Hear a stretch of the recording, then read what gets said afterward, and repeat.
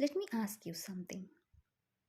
Have you ever achieved something important like a promotion, a degree, something you worked really hard for, and still felt like it wasn't enough? It's like you reached there, but inside something still felt empty. Strange, isn't it? In my sessions, I hear this more often than people imagine. A woman working in a very good organization once told me, I don't know why, but no matter what I achieve, I still feel like I'm falling short. And a man who completed his PhD with years of effort, dedication, he said quietly, I reached where I wanted to, but I still don't feel proud. Now tell me, how is that possible? Success on the outside, but self doubt on the inside. So, of course, we don't start with their job, we slowly go back to their childhood. And almost every time a pattern appears. There was usually a father who strongly believed in discipline, hardworking, responsible, serious about life.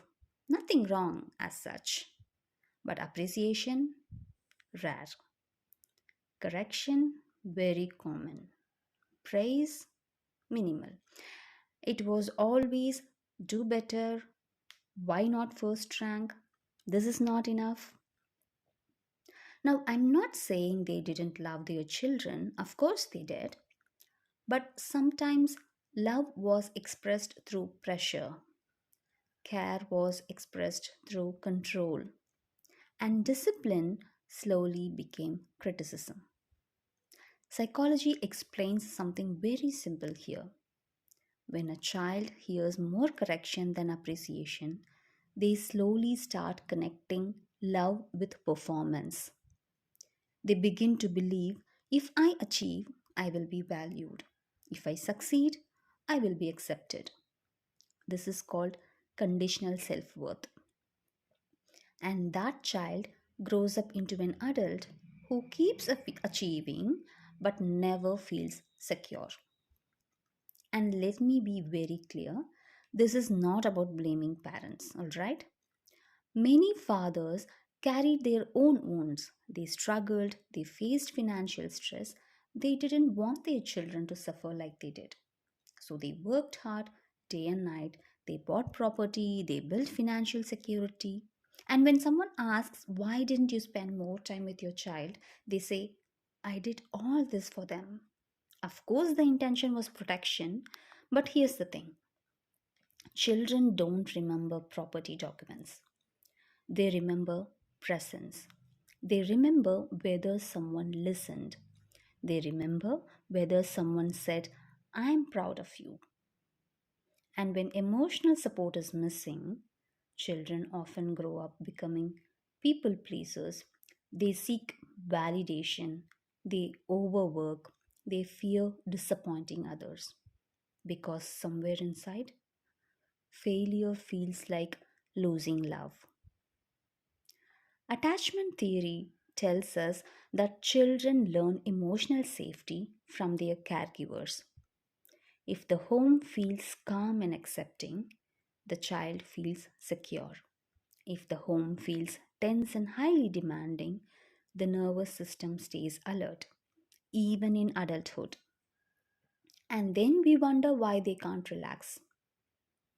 I have also seen another pattern. Children who grow up in loud, chaotic homes often shout more.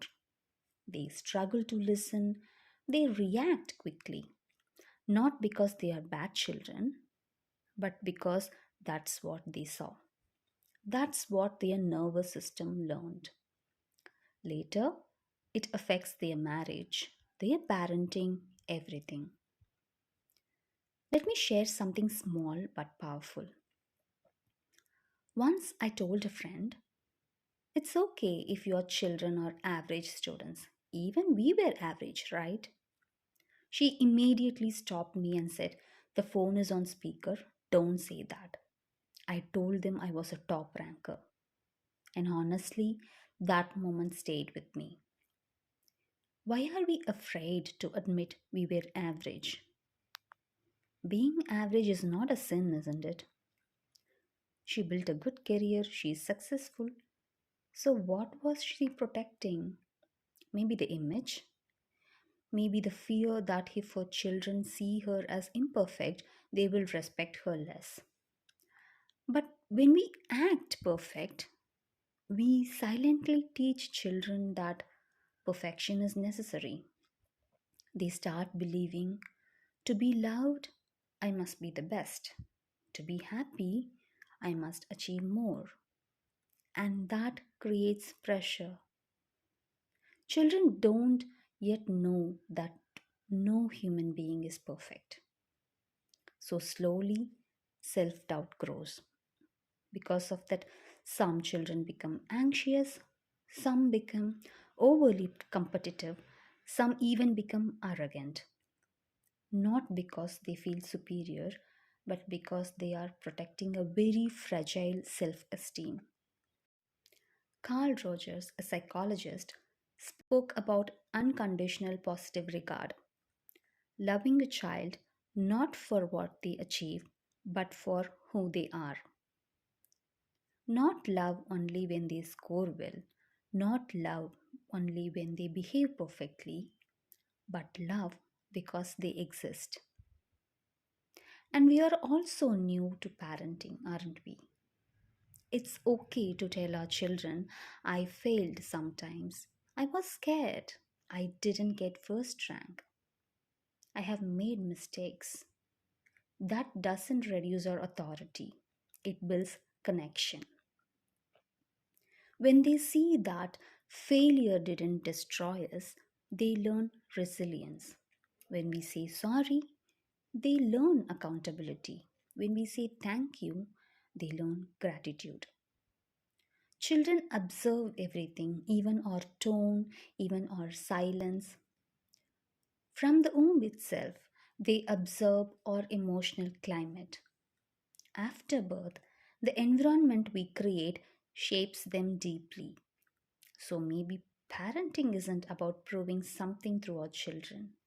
Maybe it's simpler than that.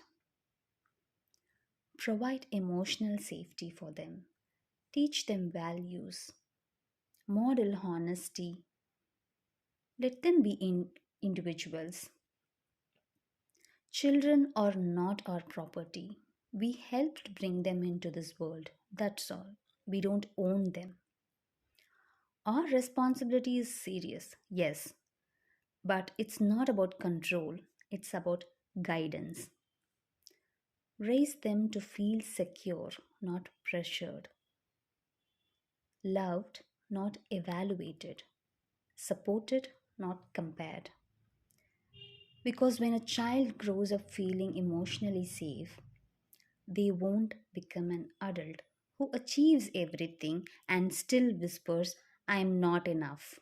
And maybe that is the real success of parenting. Thank you for listening. Do subscribe for more insights.